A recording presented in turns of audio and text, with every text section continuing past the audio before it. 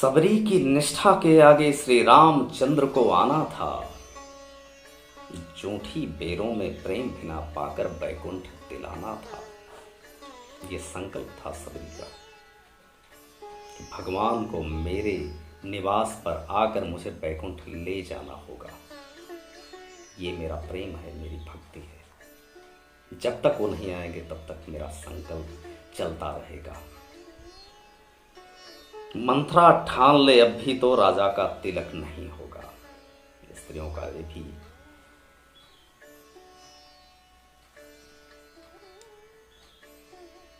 मंथरा ठान ले अब भी तो राजा का तिलक नहीं होगा। स्त्रियों में भी होता है, अगर उनके मन में विद्रोह आ जाए तो उसका भी कोई जवाब नहीं है। कैकेयी का अब राम कहाँ जो उससे तिलक नहीं होगा। अब वो पुत्र नहीं प्राप्त मिलते हैं, अब पुत्र जन्म नहीं ले रहे हैं। ऐसा नहीं है कि माँ नहीं है, लेकिन आज के संस्कारों में अलग है।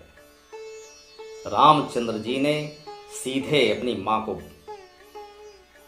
उनकी हर बात मानी। उन्होंने बिना किसी भेदभाव के, बिना किसी विरोध के वनगमन को स्वीकार कर लिया। ऐसे होने चाहिए थे, इसीलिए वो प्रभु कहे गए। वो अब पुत्र नहीं दिखाई देते, ये अफसोस के साथ कहना पड़ रहा है। कैकेयी का अब राम कहाँ जो उससे विलक नहीं होगा, अर्थात विलक हो जा रहे हैं। जबकि रामचंद्र जी आने के पहले सबसे पहले कैकेयी जी से मिले। और आज की स्थिति अलग है। नारी ने दिया सर्वस्व अपना, नारी ने दिया सर्वस्व अपना, नारी ने दिया सर्वस्व अपना, फिर भी कुछ श्रेय नहीं पाया। पुरुषों से अधिक भूमिका है नारी, साक्षात ममता माया। पुरुषों से अधिक भूमिका है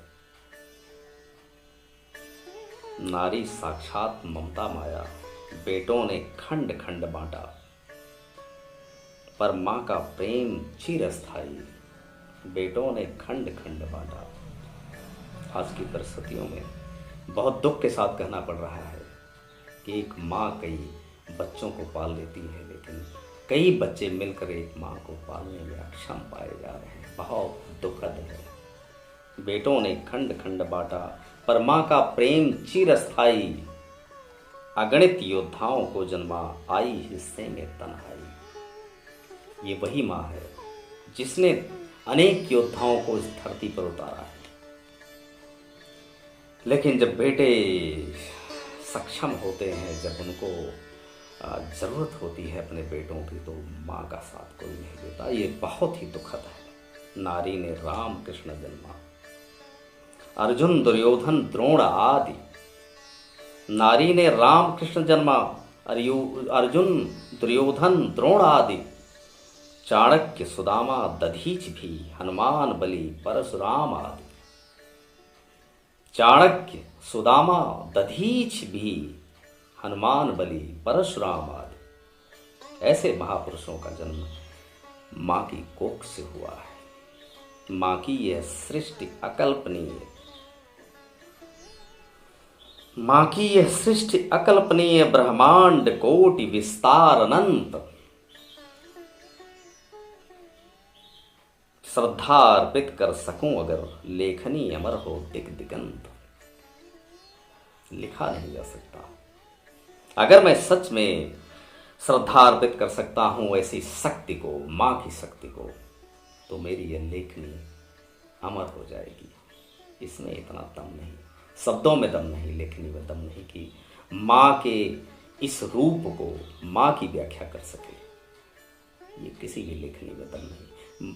विशेष तौर पे मेरी लेखनी में वो दम नहीं कि माँ की व्याख्या कर सकूं। लेकिन फिर भी कोशिश मैंने किया कि माँ की यह सृष्टि अकल्पनीय, ब्रह्मांड कोटि विस्तार अनंत।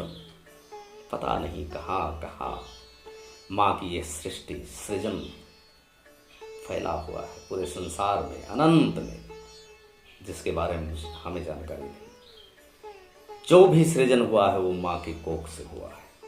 और जितना भी दिखाई देता है अंतरिक्ष, सब माँ की कही है। माँ की यह सृष्टि अकल्पनीय ब्रह्मांड कोटि विस्तार अनंत, श्रद्धा अर्पित कर सकूं अगर, लेखनी अमर हो तिक तिकंत, लेखनी अमर हो तिक तिकंत।